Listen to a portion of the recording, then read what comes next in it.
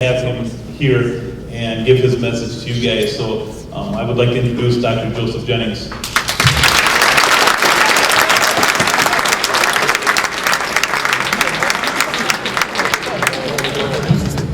Oh, somebody caught that. How about a hand clap for my homeboy? Come back up here, Jeff.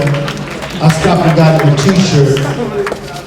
I'm from Atlanta, Georgia, so I had to make sure we bought him something from Atlanta. It's amazing that this young man actually was 20 years ago, to put an age on me, 20 years ago.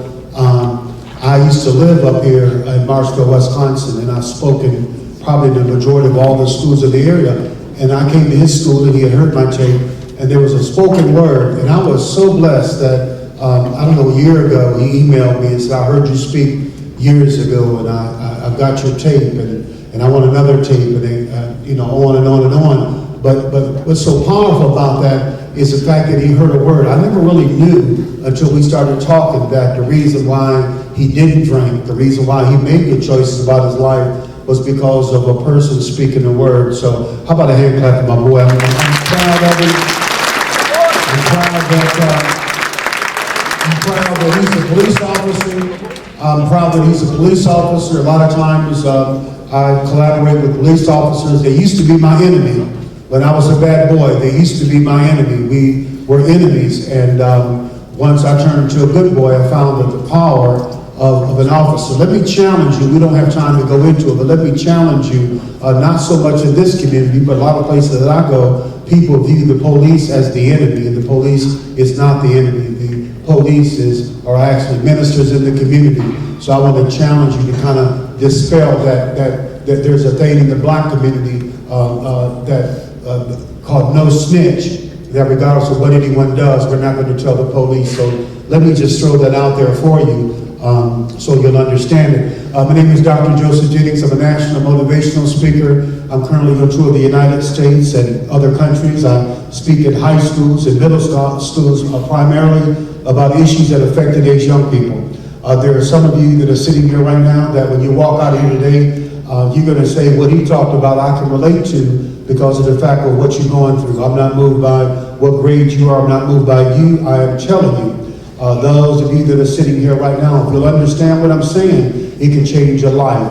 No one never came to my school. I never had a principal. I never had anybody, for the most part, that really thought I could make it. As a matter of fact, they told me I would die before I was 21 years old. Now I got 3 rules, so I want to make sure that you know my rules so that we don't be tripping later on. You can finish doing our hair later on. If you're sitting here, if you got a notebook or whatever, rule number 1, I want you to close your notebooks. We're going to have an assembly. It's going to go extremely fast. It's going to be over. But I'm going to promise you, though, I'm going to present a case to you and allow you to do whatever you want to do with that. If you're here today, whatever choice you want to make about your life, I don't have a problem with it. But I got rules. That's rule number 1. I don't want you to turn around, tripping, doing all that kind of stuff. Rule number 2, for 1 hour, maybe 45 minutes normally, I'm going to be the teacher.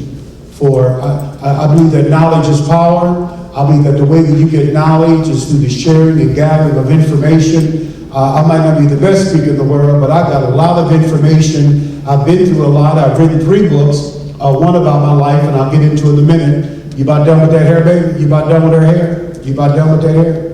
Okay, I don't want you braiding while I'm speaking. Okay, that's not going to get it. Okay, that's not going to get it at all. I didn't just come here to say something. I got something to say. I believe it's a lie when people look at you and say that you guys are not going through anything. That's a lie. So I want to challenge you as we get started. And I have a 3rd rule. If I need to impose that 3rd rule, there's a lot of places I go to that the schools are completely out of control. There are police officers and a lot of gang things going on, the drug things going on, but nevertheless, it doesn't make a difference to me because that's where I come from. So I'm not trying to impress anybody today. I'm going to tell you part of my story. I'm not trying to make you do anything. I'm not going to twist your arm. I do want to say before I get started, I believe that you're a kid. I believe that every one of you that is sitting here right now, as long as you go to school, you are just a kid. I want you to know that it's okay to be a kid. But at the same time, I'm going to challenge you. There are some of you that are sitting here right now, you're just a kid. And when you're a kid, you ought to be having fun. This ought to be the time of your life. If you're going to prom, there's going to be a graduation. This ought to be a time when you can look back years from now and say, you know what? I had a real good time. But you know what? There's a bunch of you that are sitting here right now. You can't say that because you're not having fun. As a matter of fact, there's some of you that are sitting here right now that are depressed. devastated. And I'm telling you, unless you lay a foundation down, unless you get correct information, you will not make it. So I want to challenge you to rethink the way you think. Okay? So we want to get started. We're going to have a good time. We're going to have a good time. But let me ask you a question. Let's do a survey before we get started. Just very quickly, how many of you that are sitting here right now have already drank or tasted beer, wine, or liquor before? Let me see here. Anybody ever drank or tasted beer? Okay. White boy got two hands up. All right, put it down, put it down. Look up here. Watch this here. Now, normally y'all kind of reserved, and that's okay, but I go into schools, man, where there might be 2,000 kids, and they jump up and they scream. I mean, they holler. They just wave and chew hands. I had a boy jump on top of the bleachers one day and said, "My name is Mr. Bud." You know what I'm talking about? So the thing, now watch this here. It doesn't blow my mind that so many young folks have drank before. What blows my mind is the fact that we have kids that are proud of it. And here's what I want to present to you. The first thing I want to talk about. There are some of you that are sitting here right now, you're just like me. My mama told me, as much as I love my mama told me that when I was a kid, that it was okay for me to drink in moderation. My mother lied to me. My mother gave me the wrong information. And in one of my books, I talk about drinking, getting drunk as a little bitty kid. My mama never knew that it would open up the door for me to be a dope addict for 14 years of my life. It's a gateway drug, but alcohol is a drug. And I'm saying to those of you that are sitting here right now, I used to follow my mom around for years. I mean, as a little bitty boy, and I've always been a thug. I was always out there fighting, and I would follow my mom around. I love my mama so much. I would follow my mama to taverns, and I would sit outside, me and my brother, and some nights, the lights would go off, and I would go in and I would look for my mama, and my mama would be on the floor drunk. She would be passed out, and sometimes she would vomit on herself or go to the bathroom on herself. But I loved my mama, and I would get down on my knees, and I would wipe my mama up, and I would pick my mama up, and I would take my mama home, and then I would watch my daddy beat my mama. Other nights, there would be a fight inside the tavern, and invariably my mama would get drunk, and they'd want to fight everybody. Me and my brother would go inside the tavern, and my brother and I would fight grown men, take my mama home, and watch my daddy beat my mama down. My mama was an alcoholic, and she lied to me. There are some of you that are sitting here right now, and you've been lied to as well. You can smile and you can joke about it all you want. Some of you drink all the time. But I'm telling you, there's some of you that have been through what I went through, and you're going through it now because your parents, either they're alcoholics or they drink all the time, and now you're carrying on and you're repeating the curse. I'm telling you today that there's a price you have to pay for that. Every one of you that are sitting here right now, there's a price that you have to pay. There's some of you that are sitting here right now, you hear what I'm talking about. I know what I'm talking about. I'm not researching, and I know that some of you are depressed. I know that some of you are going through hell. I know that some of you have parents that are just like my parents. Although I love them, they gave me the wrong information. I want to challenge you today to rethink the way that you're thinking. I want to challenge you as a senior, that when you leave this high school and you walk out to the real world, you don't got no monkey on your back, because they will snatch you and suck you up, and you'll never make it out there. You'll never make it. You're just a kid. Listen to me. It's okay to be a kid. But there's a process that one day there's no problem that says, when I was a kid, I thought, reasoned, acting like a kid, but when I became an adult, I grew up to be a man. Hear what I'm saying? There becomes a time when you're going to grow up. Part of that time is now. Here's the process. Now watch this. I'm not going to make you do anything. If you want to drink, fine. All I'm saying today is that there's a price you're paying for it. I'm saying there's some of you that are sitting here right now, you already paid a price, or you will pay a price, but it ought to be a choice that you make, but you can't make a good choice about your life unless you hear all the information. You've been bombarded with so much negative information, and no one is telling you about the consequences that you have to pay. Even as a kid, you have to pay the price. I paid the price, you have to pay the price. My whole life, you know what they did? They pointed fingers at me because I was from the wrong side of the tracks. They said I would die before I was 21 years old. They put a curse on my life.